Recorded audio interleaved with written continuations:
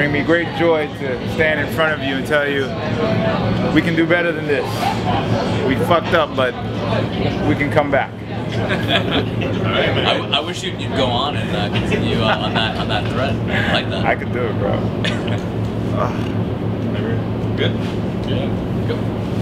All right, Uriah, that was obviously an impressive finish, but it wasn't easy. I mean, he came at you hard in the first round.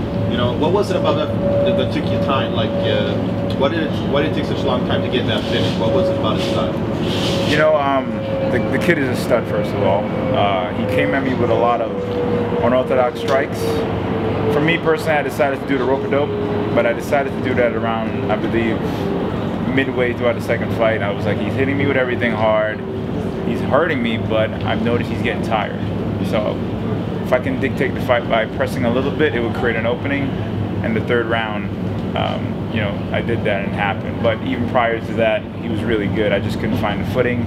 My rhythm was off. I was like, what's going on with my footing and everything? But, you know, the rope-a-dope worked a little bit, and I just kind of went off of it. And you must have been feeling some sense of urgency going into that third round, because, I mean, like you said, he's a stud. He was coming at you hard. Yeah, there was definitely urgency. I heard my coaches yelling at me, but, you know, I had some demons in my head, some personal stuff that was going on, and my hand was on the gun, but for some reason I couldn't pull the trigger. I felt like I needed to press forward to pull that trigger.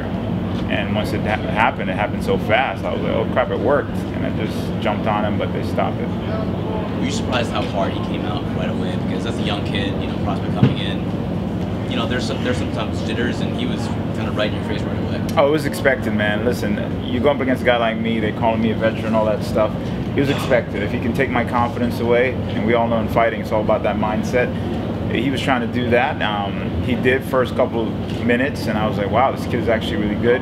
Couldn't really find anything, but I was still trying to look for something. But what I did see is he's getting a little nervous when it wasn't working. So I just waited for that right moment, and it happened. Is that patience a relatively new thing for you? Is that something that, because I mean, when you came into the game, of course, we all know about your skills and everything, but that veteran, that kind of gamesmanship, that veteranship, is that something that has come recently?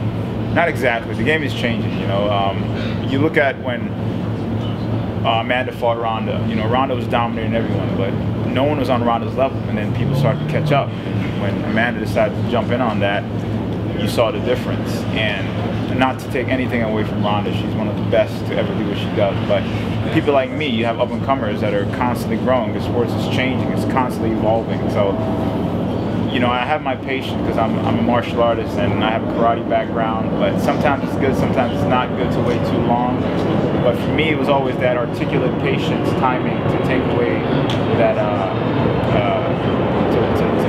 to create an opening to pretty much exploit it. Did you see anything that he was doing that kind of left open, that counter, that right hand? You know, he would swing that right hand, and I was like, I just got to time that right hand. I got to time that right hand. But as I was going back, he was throwing it.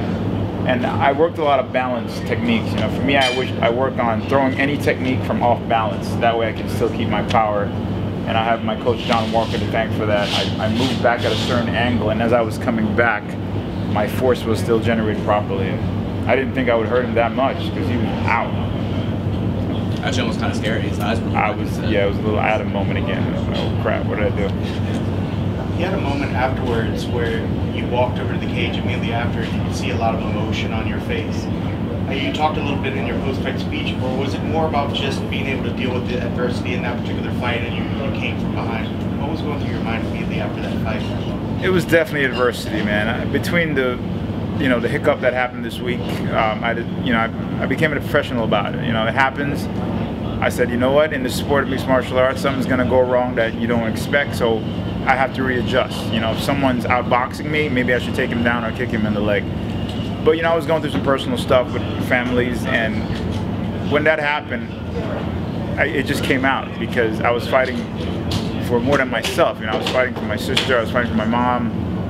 You know, I didn't talk about it because I didn't want any sympathy. You know, I knew what I had to do, and I used it as motivation. My sister wrote a song called Keep Standing. That's why I walked out to it. And she said she was inspired to write that song when I broke my toe. But the funny thing is I'm inspired by that song to fight. So it worked so perfectly for us. And, you know, she accomplished so much in her life. She's married with kids. And we've seen people that go through depression, like someone like Robin Williams, where you never thought in a million years someone like that who's so happy. And when something like that happened, I'm like, oh, that sucks. But when it's happening to someone I care about, it was like, wow, it's really real. And people are really going through this. So when I saw my sister was going through that, I felt like I had to be some kind of positive reinforcement to let her know that, hey, I failed so much in probably the biggest stage in the world, and everyone gets to see me do it. Not everyone gets to see people fail, but everyone gets to see me do it. So if everyone sees me do it and I keep standing, it's a reminder to say, hey, you got to keep standing too, because I haven't figured out a way how to quit. Did you have a chance to talk to your sister after the fight? I haven't spoken to her yet.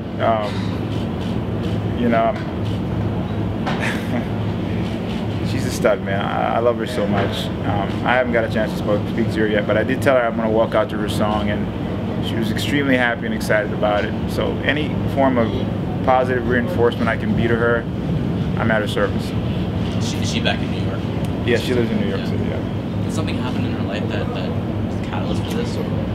I mean, I don't want to go too much in detail, but I personally think for most people, and I don't know who in here can relate to it, there's going to come a point where you either want to stop, quit. I know I've been there thousands of times, whether you guys are reporting journalists and other people in your ear, or you've fallen or failed. It's going to happen, and you either have that choice to say, okay, I can keep fighting, or I'm done with this and move on. And I felt for her, being that she was always so successful, maybe she probably couldn't handle that loss of certain things in her life that wasn't going so well, whether it's, you know, going through a divorce, losing her business. And it happens, man. It happens in life. You know, you're not always gonna succeed at everything, but the idea is to say, okay, what can I take from it and move forward? So I think not having the right support system, that's when most people fail and fall.